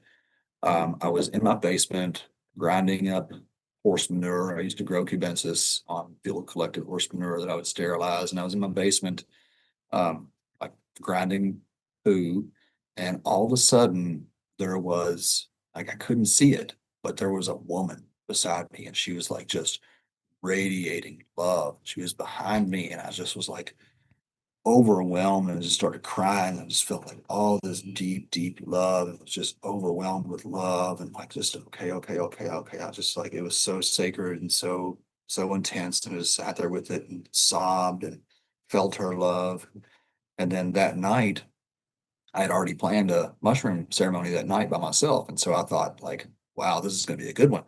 So I go and eat mushrooms, and like 6 grams, lay there by myself. Nothing happens. Nothing happens. It's like, oh, guess it's not happening. So I just gave up and laid down by the fire. And when I did close my eyes, she like appeared before me in my eyes. And I was like, "Ah, sweet, here it goes." And then she like stepped aside, and I was pummeled with every negative thing that I had ever done to women in my life, every my sisters, every girlfriend, everything that I'd ever done that was shitty to woman. And so I went through that for several hours. Well, fast forward many, many years later, um, this was one of the most profound things that's ever happened to me. And I don't share it to in any way like feel like I'm not special. We are, this is accessible to all of us. She is here for all of us. But the last retreat in Jamaica before COVID, there was a lady, well, rewind a little bit. It was in 2017, I did a solo dose here in my home where I went through this series of initiations, and I was brought into this circle of female, like Maria Sabina's clan is what it felt like, the healers, And they were like, good, you passed the test. All right, come into our circle. So I had this experience. Well, fast forward to 2020, it was 2017. And in 2020, this woman came to our retreats, and she was of Mexican origin. On the first dose, I could feel her like kind of like psychically calling to me. And I just like don't just run to people. I'm just like, all right, well, we got to week together. We'll figure this out. Like I'm just gonna let that be. And I'm not like I'm not your boy. People kind of had this idea like, oh, Eric's the guy. And I'm like, that just, so I left it. And so the next dose we did, um, we I dosed with them, and the same woman, she walks over to me about an hour in. She's like, Eric, can I ask you a question? I was like, yeah. She's like, how come you don't recognize me? And immediately I was taken back to that circle of Mazatec healer women. And I was like, oh my God, all right. I'm so sorry. I'm so sorry. And she like stormed off and she went and sat in her spot. I gave her about an hour. I walked over there and asked if I could sit down. She said, sure. So I sat down, and over the next 3 hours or so, she channeled this divine mother and told me my past, told me she didn't directly tell me about Sanctuary then, but she alluded to this work that we're doing now. That was the last trip before, it was the last ceremony before COVID when our retreat shut down and we ended up coming back to the States very shortly after. And the next day, the guy, there was so much. She spent like 2 hours, 3 hours just like telling me my life and telling me all this stuff about how I could just like be joyful that we were all watched over. The mother was always with us and knew stuff about me that the woman could have never known, the individual who was doing the channeling could have never known. And then that woman the next day told me after breakfast, she's like, yeah, I got to talk to you. I was like, yeah, what's up? She's like, since I was 8 years old, I've been dreaming about a man that I thought was supposed to be my husband. She's like, I'm 50 now. I'm married. I've been dreaming about him almost every week since I was a kid. And when I got off the bus, I saw you and I realized this is the person I've been dreaming of. And she's like, I'm not telling you that because I think you're supposed to be my husband. I'm telling you that because I think you're supposed to know that that message from yesterday was really important. And since I've been reading Chris Bledsoe's stuff and some of the, I've been studying kind of I've had some experiences with what I would classify as Egyptian deities, and Hathor being one of them, which Chris Bledsoe talks about the lady being Hathor. I have had multiple encounters at this point, up to recently. I believe that she was the inspiration for this Global Dose Day to honor Maria Sabina, where it just came to me that I was like praying to the goddess the other night, and it was like, this is what you're doing next. I was like, okay. So, all that is just to say that there is another world. There are beings that we can talk with that are looking out for us, that are on our side. And one of them that is being made prominently known now is this divine mother, this goddess. And so I've been beginning to share that a little more freely because it feels really important. And I am starting to understand that she is in large part what is ultimately behind the work that I'm doing. Wow, what an incredible story. I'd love to be able to add on to that, but I know you got to bounce here soon. But that is amazing. I definitely want to be able to have you back on, and I want to go as deep as we possibly can on many more of these stories and lessons and stuff like that. I love the work that you're doing. I think that it is highly beneficial to humanity and consciousness all together, really. But before I let you go, we always do a tarot reading at the end of every show. Whoa, okay. And I pulled a card while you were talking right there, and I usually try and I try and have the energy of the conversation flow into the cards, and then the right one pop out is how I go about it. And I usually only have one card. And the card we got today is the Page of Wands, as you can see right there. And I like to read from this book, but it says, the messenger of fire brings exciting news. Be open to adventurous opportunities. The Page of Wands is full of youthful energy and may represent a child or younger person, or even a message from your own inner child urging you to be more playful and adventurous. The young page stands still, gazing at his wand as if he is imagining its endless uses. It is unusual to see him in motionless contemplation, a posture that reveals his connection to the earth element. He is both grounded and curious, a combination that allows him to play without getting hurt, as noted on his tunic by the salamanders, creatures with fireproof skin. That is so cool, dude, because I feel like it really takes an excited, almost childlike, adventurous type of mentality to even go into the mysteries of what we're talking about right here. like without a shadow of a doubt, don't take it too serious, but Yes.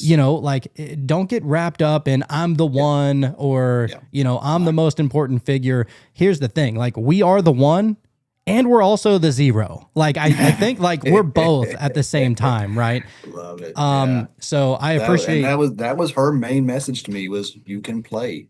You are safe to play. Now go and play and spread this message. And that's what I've been trying to do. So perfect. Awesome, man. Well, look, if anybody wants to be able to learn more about you or be able to reach out to you, find all of your stuff, where would they go to do so? On social, I'm mainly active on TikTok right now, although Facebook, because we're doing this Global Dose Day, that I have a Facebook page for that. So you can check out the Global Dose Day there, or my personal page, Eric Osborne, TikTok, Eric S. Osborne, YouTube. I got a podcast where I'm just kind of doing like some talking head type stuff these days. I've got a lot of content from over the years. I've done so many different podcasts, and that's Eric S. Osborne. And yeah, man, that's a good place to start. Psanctuary, if you're interested in the church that we have, sanctuary.org. That's Sanctuary with a P. You can check that out on all the socials or on the website. Awesome. Thanks so much. And I'll have all those links down in the show notes below for people to be able to get there with the quickness. But look, with that being said, if Eric Osborne came here and he taught you anything, it's that you don't know what you don't know. So don't just get weird.